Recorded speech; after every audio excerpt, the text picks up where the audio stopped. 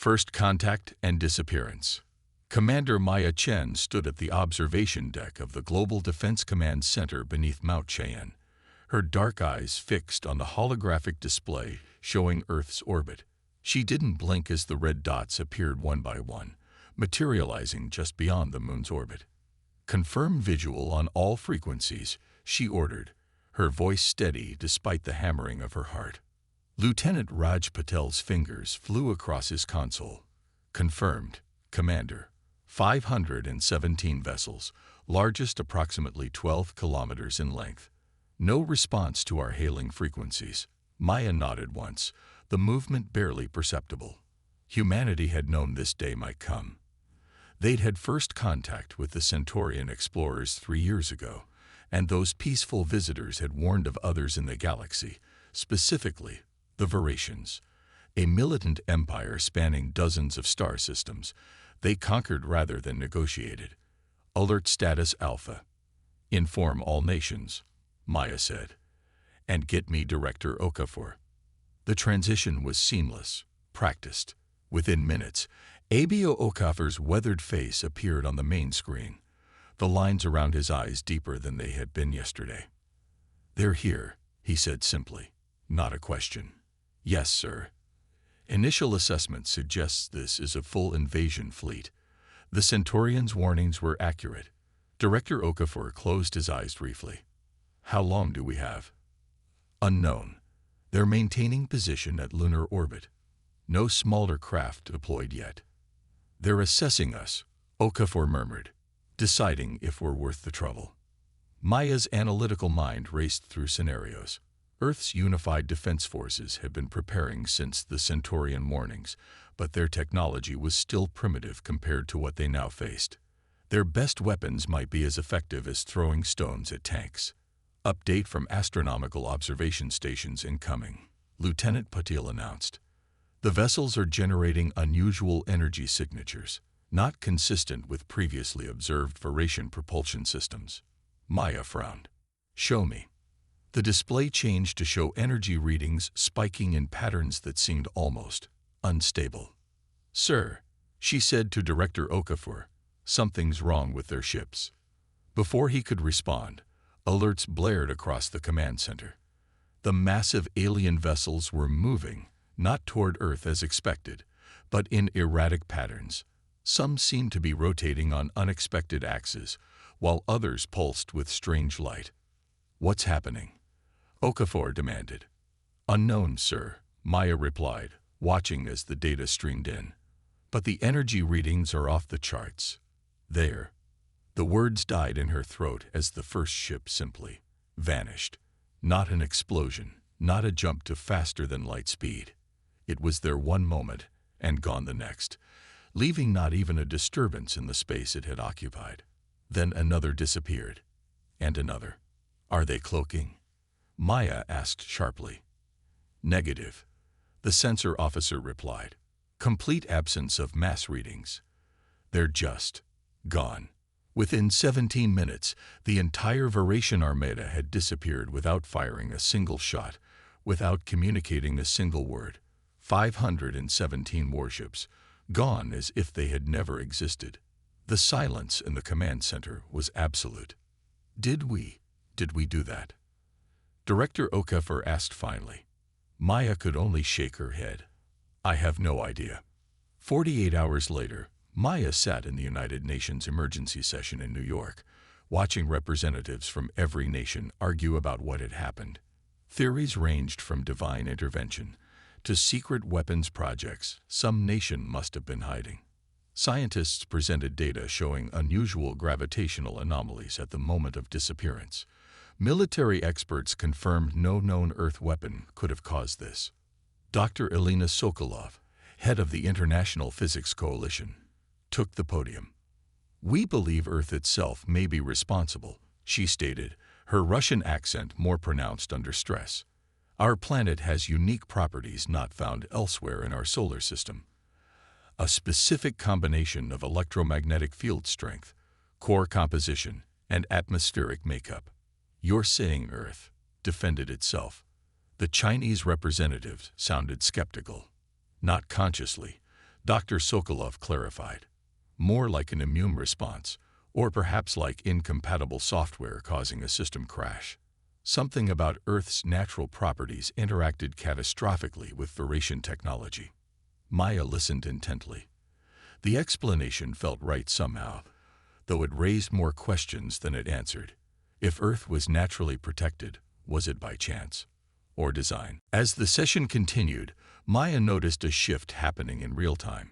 Nations that had been adversaries just days ago were now speaking as allies. The disappearance of the Varation fleet had united humanity in a way nothing else could have, through shared relief and shared uncertainty.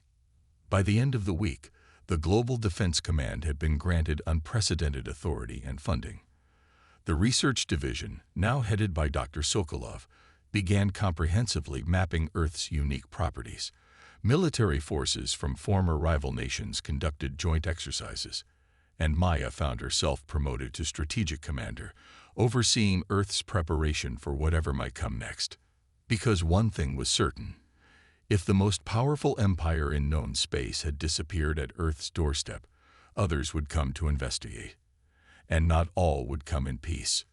Maya entered her new office overlooking the Pacific Ocean, the Global Defense Command's new headquarters in what had once been Silicon Valley.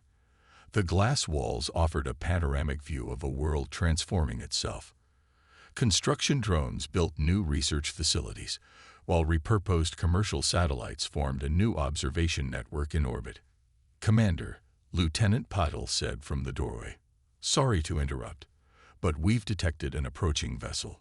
Smaller than the Varation ships. Different configuration entirely. Origin?" Maya asked, already moving toward the Situation Room. "Unknown, but it's broadcasting on all frequencies, in multiple languages, including English." "What's it saying?" Patel's expression was somewhere between confusion and awe. "It's requesting permission to land. Says it represents the Galactic Concordat, and that they've come to meet the people who defeated the Varatians." Maya stopped walking. "Did you tell them we didn't actually do anything?" "Yes, Mom." Their response was, and I quote, "That makes it even more impressive." 6 months after humanity had been on the brink of subjugation, they were hosting representatives from 7 different alien civilizations. The Galactic Concordat, it turned out, was a loose alliance of species who had managed to avoid Varation conquest through stealth, diplomacy, or distance. Earth had accomplished what none of them had dared to dream possible: the complete neutralization of the Varation threat. The fact that humans had no idea how they'd done it only added to their mystique. "They think we're either gods or monsters," Dr. Sokolov told Maya as they prepared for another diplomatic meeting. "Either way, they fear us and respect us." "We should tell them the truth," Maya insisted, "that we don't know what happened." "We have told them. They don't believe us." Sokolov smiled grimly. "Perhaps we shouldn't try so hard to convince them." The Lucanid ambassador, an insectoid being with iridescent carapace, approached Maya during the reception. Its translator device converted clicks and whistles into smooth English. "Commander Chen, our scientists have analyzed the data we gathered when the Varation fleet disappeared. We believe they did not die." Maya's attention sharpened. "What do you mean?" "The energy signatures suggest a dimensional shift. They were not destroyed. They were relocated." "To where?" "We cannot say. But the barrier between dimensions is thinner around your world than anywhere else we have encountered. It is as if Earth sits at a crossroads of realities." The implications sent Maya's mind racing. If the Varatians weren't destroyed but merely transported elsewhere, they might find their way back, and they wouldn't be pleased. But before she could pursue this line of questioning further, an alert sounded on her communicator. Lieutenant Patel's voice came through, tense with urgency. "Commander, we've detected multiple new signatures approaching from the direction of the Cygnus constellation. Configuration matches historical records of the Krull Dominion." "The who?" Maya asked, but the Lucanid ambassador was already reacting, its body language revealing alarm even to human eyes. "The Krell," it translated. former rivals of the Veracians, equally warlike, but more meticulous. They will have heard of the Veracian disappearance. They're coming to see what happened to their enemies, Maya realized aloud. No, Commander, the ambassador corrected. They're coming to claim whatever weapon you used against the Veracians, and they will not accept refusal. As Maya rushed back to command headquarters, she realized Earth's miraculous reprieve had been temporary. The galaxy now watched their planet with new eyes, some hopeful, others covetous, all wondering the same thing. How had a pre-spacefaring civilization defeated the most powerful fleet in known space? And if the Krell came in force, would Earth's mysterious protection activate again? Or had they merely exchanged one would-be conqueror for another? Galactic implications and Earth's rise. The Krell envoy was nothing like Maya had expected. Rather than the massive warships that sensors had detected holding position near Jupiter's orbit, a single shuttle had requested permission to land at the GDC headquarters. From it emerged not soldiers but a trio of beings that resembled elongated humanoids with translucent skin that revealed complex circulatory systems pulsing beneath. "We are the observation triumvirate," the central figure announced, its voice a synthesized approximation of human speech. "The Krell Dominion wishes to understand before it acts." Director Okafor, standing beside Maya in the reception area, nodded diplomatically. "We welcome the opportunity for dialogue." The lead Krell inclined its head. "You will explain how you defeated the Veracian Armada." Not a request, a command. Maya exchanged glances with Okafor before responding. "We don't know exactly what happened," she said honestly. "Our planet appears to have properties that affected their vessels in ways we don't fully understand. The Krell's internal systems pulsed more rapidly, perhaps indicating skepticism or agitation. Impossible. Technological advancement of this magnitude cannot be accidental." "And yet it was," Dr. Sokolov interjected, stepping forward with a tablet displaying complex datasets. "We've been studying the phenomenon extensively. Earth sits at an unusual junction of gravitational fields and possesses a unique electromagnetic signature. When combined with our atmospheric composition and core elements, it creates what we're calling a dimensional resonance point." The Krell representatives conferred among themselves in rapid, clicking sounds before turning back to the humans. "We will verify these claims," the leader stated. "Our scientists will require access to your research facilities and natural sites of significance." For the next 3 weeks, Krell specialists worked alongside Earth scientists, meticulously testing soil, water, air, and analyzing the planet's electromagnetic fields. Maya observed the collaboration with cautious optimism, though she noticed how the alien visitors seemed particularly interested in certain geological formations that exhibited unusual properties. "They're mapping something," she confided to Dr. Sokolov one evening. "Something beyond what they're telling us." "Of course they are," Sokolov replied with a shrug. "As are we. Knowledge is survival." On the final day of the Krell investigation, their lead scientist requested a private meeting with Earth's Leadership Council. In the secure conference room deep beneath the GDC headquarters, the alien delivered its findings. "Earth is unique in our catalogs of over 12,000 surveyed worlds." It began without preamble.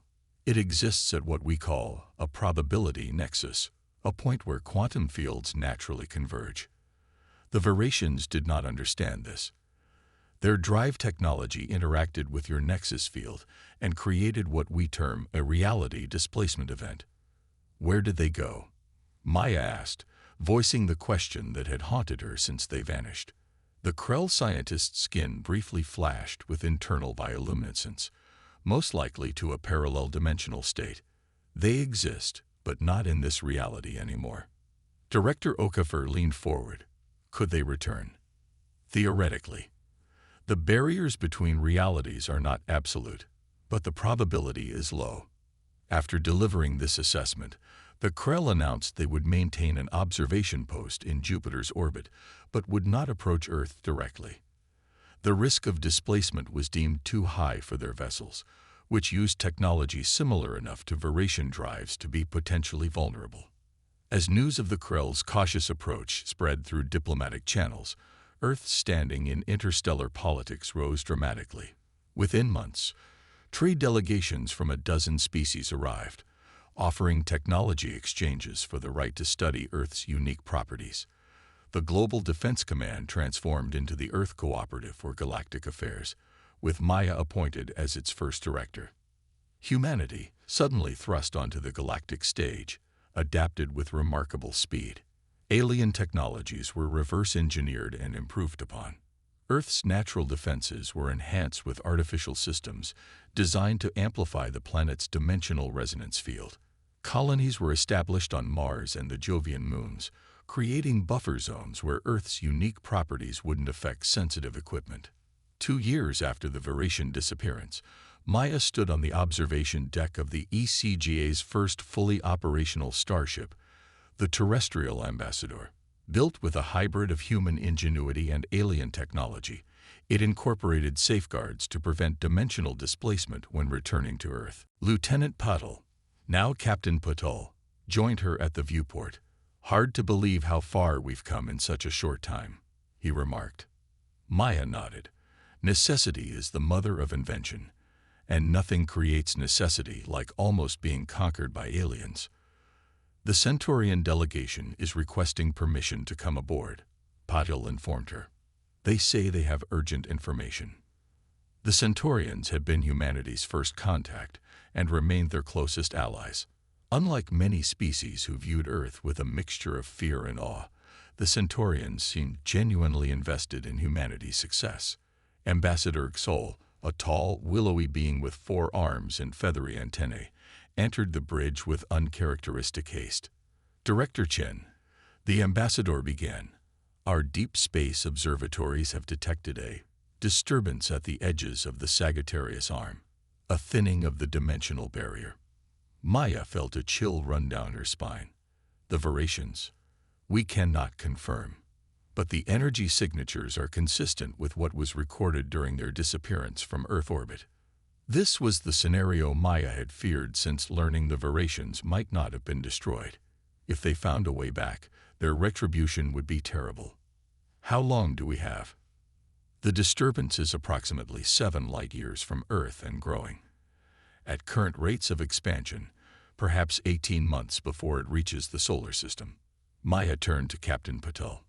"Alert all ECGA forces. Implement protocol threshold." As the ship burst into activity around them, Ambassador Xol approached Maya more privately. "There is something else you should know, something the Centaurian Council has kept restricted until now." Maya waited, her expression carefully neutral. Earth was not a random development. The probability nexus your planet occupies was engineered approximately 50,000 of your years ago. Engineered.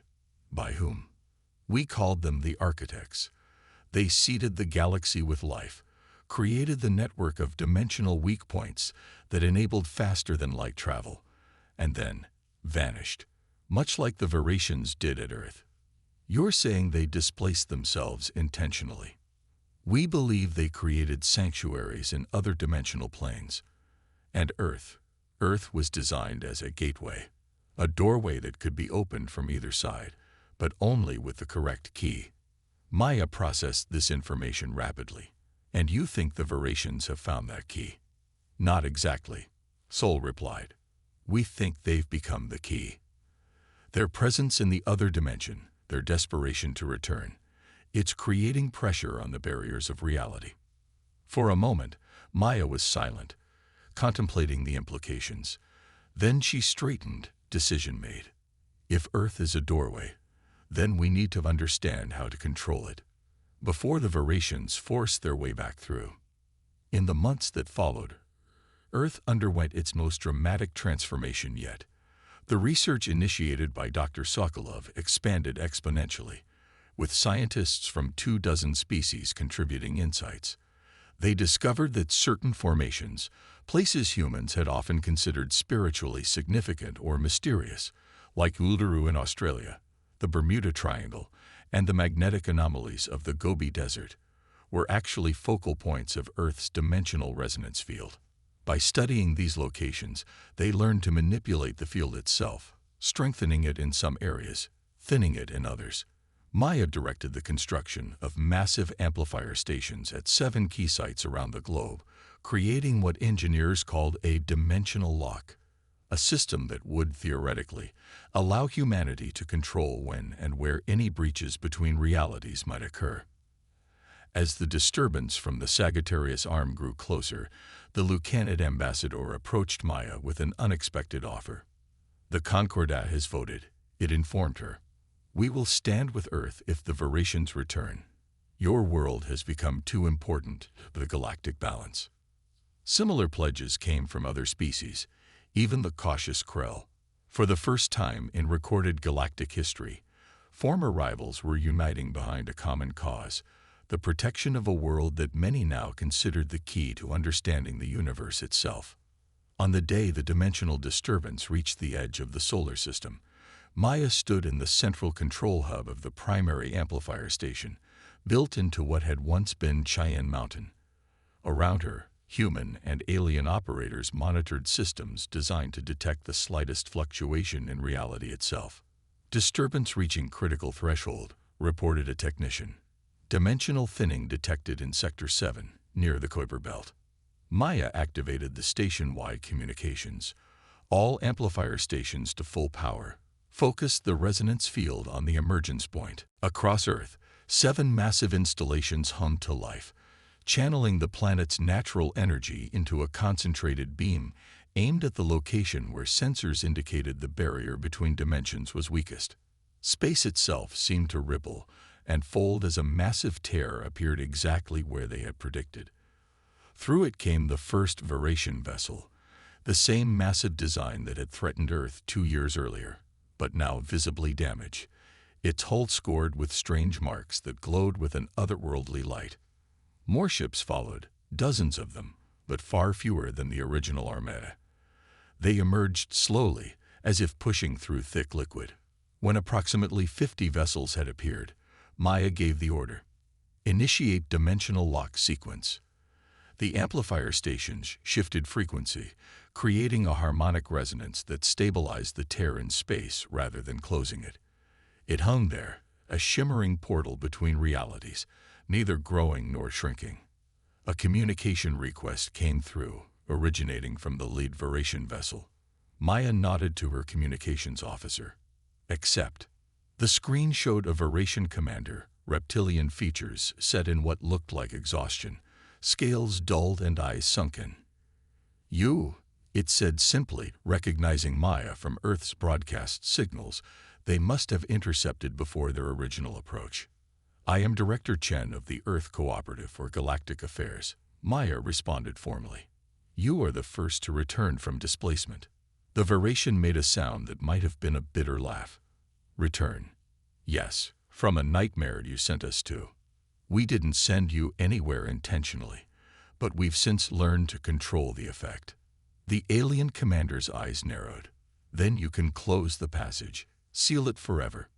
This wasn't the response Maya had expected. "You want us to trap your remaining ships on the other side. You don't understand what exists there," the Veratian said, its voice dropping. "What was waiting? What has followed us back?" As if on cue, alarms blared across the control room. "Director," called the sensor officer, "something else is coming through the tear. Not Veratian. Not anything we've cataloged before."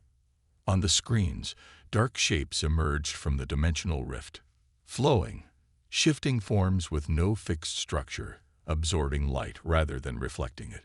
They moved with terrible purpose, enveloping the rearmost Veratian vessels, which went dark as they were consumed.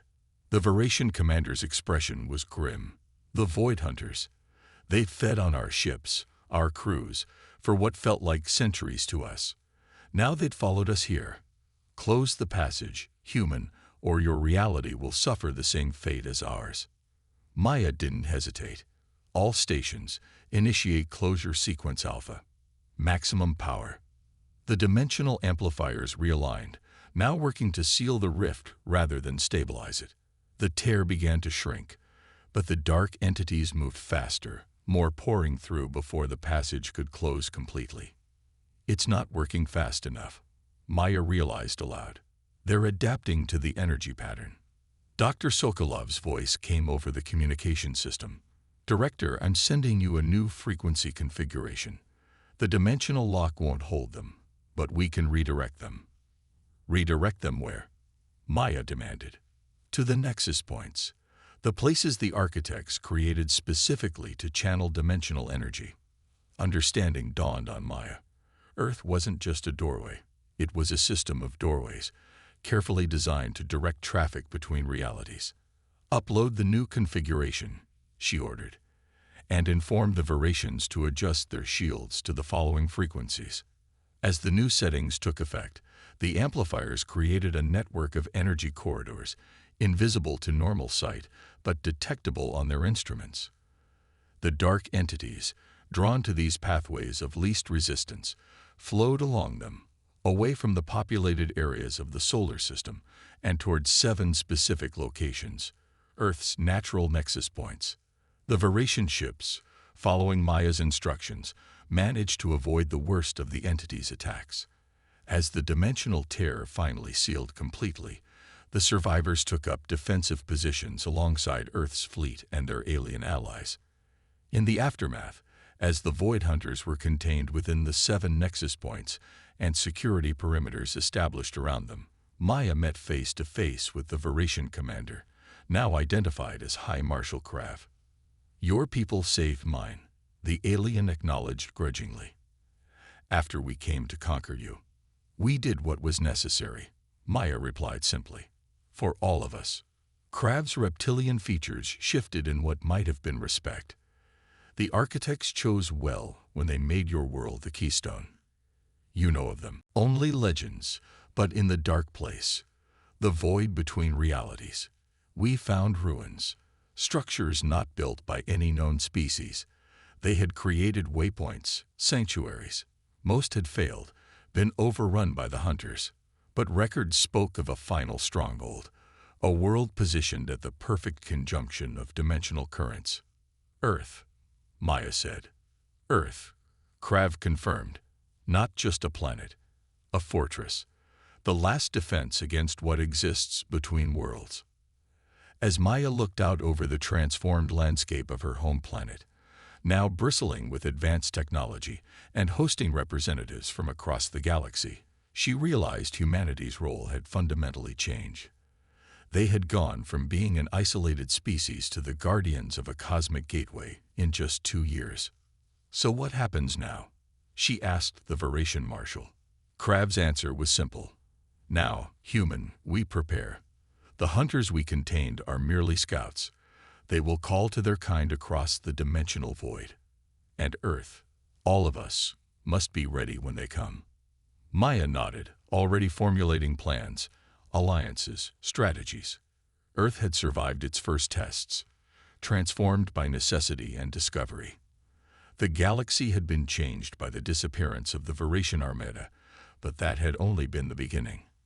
Whatever came next, humanity would face it not as conquerors or victims, but as the inheritors of an ancient responsibility, guardians of the threshold between worlds. And perhaps in time, they would learn why the architects had chosen Earth for this crucial role, and what ultimate purpose their unique home was designed to serve in the cosmic order. The story of Earth was no longer confined to one planet or one reality. It had become a tale that would echo across dimensions.